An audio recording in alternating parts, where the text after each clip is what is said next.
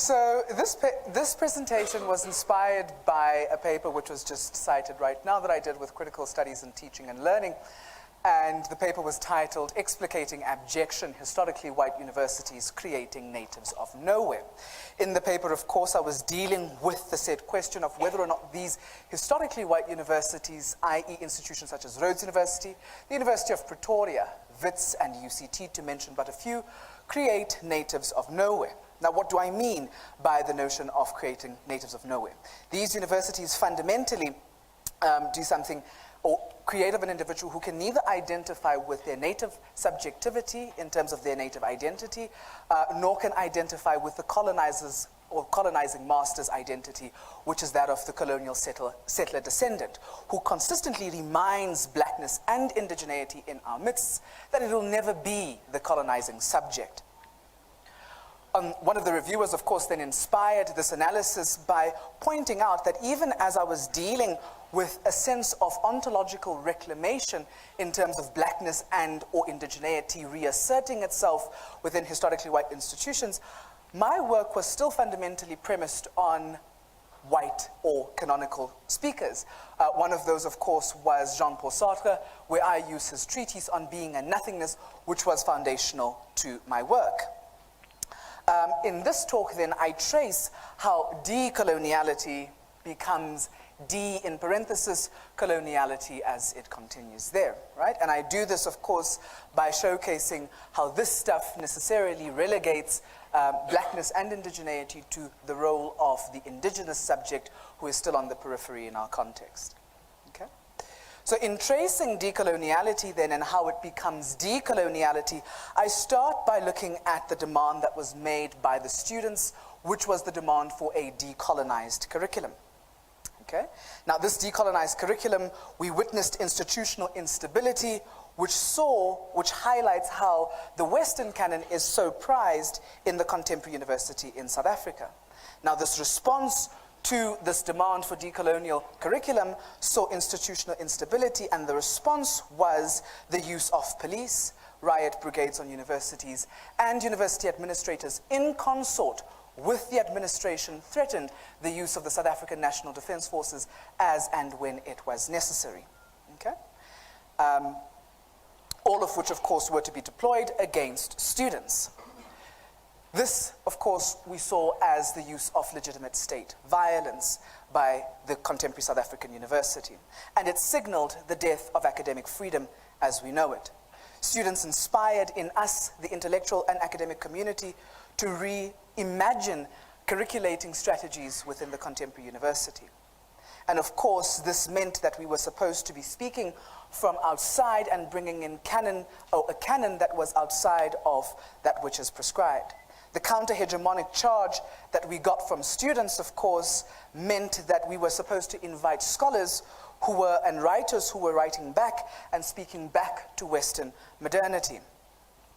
And of course the status that while the male knower, the white male knower specifically in the university, would be challenged within the contemporary university.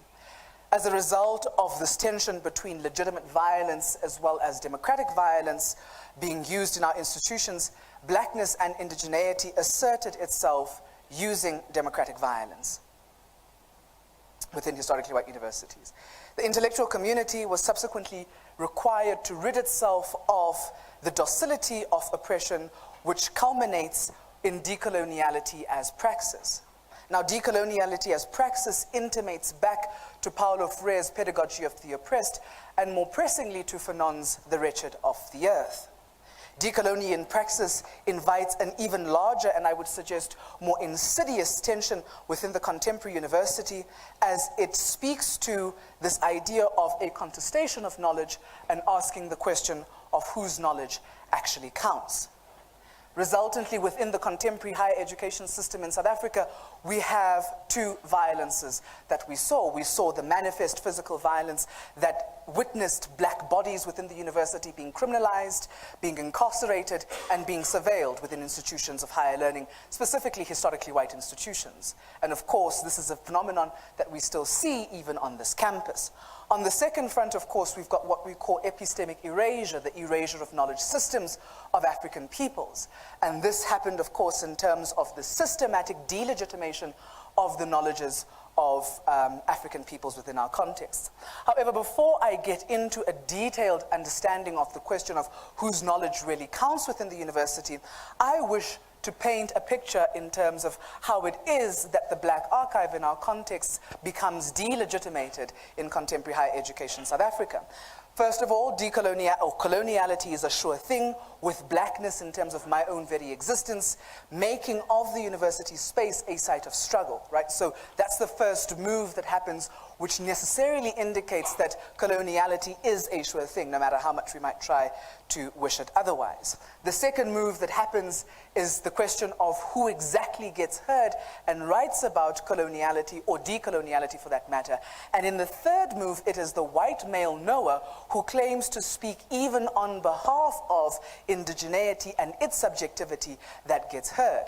In the fourth move, of course, we then see the white male knower, specifically even in the South African context, becoming canonized as the legitimate knower, while those who are speaking from the periphery are silenced as illegitimate knowers. The fourth and final move, of course, is that there are particular modes of existence which are then legitimated, and those that are denied legitimacy, what I otherwise call in my scholarship ontological legitimacy, which is what we see of black bodies and indigeneity within historically white universities. These bodies are seen as lacking ontological worth within the university space. We are not even seen, right? And when we are seen, it's through the camera obscura of the contemporary day and age, that is the camera that watches and criminalizes how this black body moves about within this space. And of course, that all culminates in the delegitimation of the Black archive. But who exactly is the Black archive? The Black archive consists of Eskiam Pahlele, Benedict Vilakazi, Tio Soga, and Sek Mqhayi, to mention but a few. In Mqhayi's Ikyalamawele, Mqhayi in the introduction does something quite wonderful in the novel. He says, "Kweli balana ndizama ukubonisa imigudu nexesha elithatyathwayo ngamaXhosa xa elandela umthetho kuba kaloku kuzanyelwa ukuba uzekelwe kwisibakala esake sakho." Okay? He says, ndizama ukubonisa ukuba inkosi ayisingiyena mgqibi wezinto yedwa, njengoko izizwe ziba zona kunjalo kuthi. Intetho nemikhwa yesiXhosa iyatshona ngokutshona ngenxa yelizwi nokhanyo olukhoyo oluze nezizwe zasentshonalanga. Right? And that is, of course, he is lamenting here. He is basically, what Mqhayi is trying to do is that he's trying to showcase a jurisprudential analysis of how it is that in Xhosa cosmology we adjudicate matters using inkundla, which is otherwise known as the arbitration center, which is the king's palace. Right? So in Ikyalamawele, he then, of course, laments the death of Xhosa cosmology, specifically owing to the imposition of Western knowledges and frameworks within our context. Now, in response to Mqhayi's concern, I am interested in scholars who are writing from and with the oppressed, right, as intimated by Paulo Freire's work in The Pedagogy of the Oppressed. This denotes developing a decolonial praxis or decolonial teaching methodology, which is rooted in the Black archive, specifically in our contexts, okay?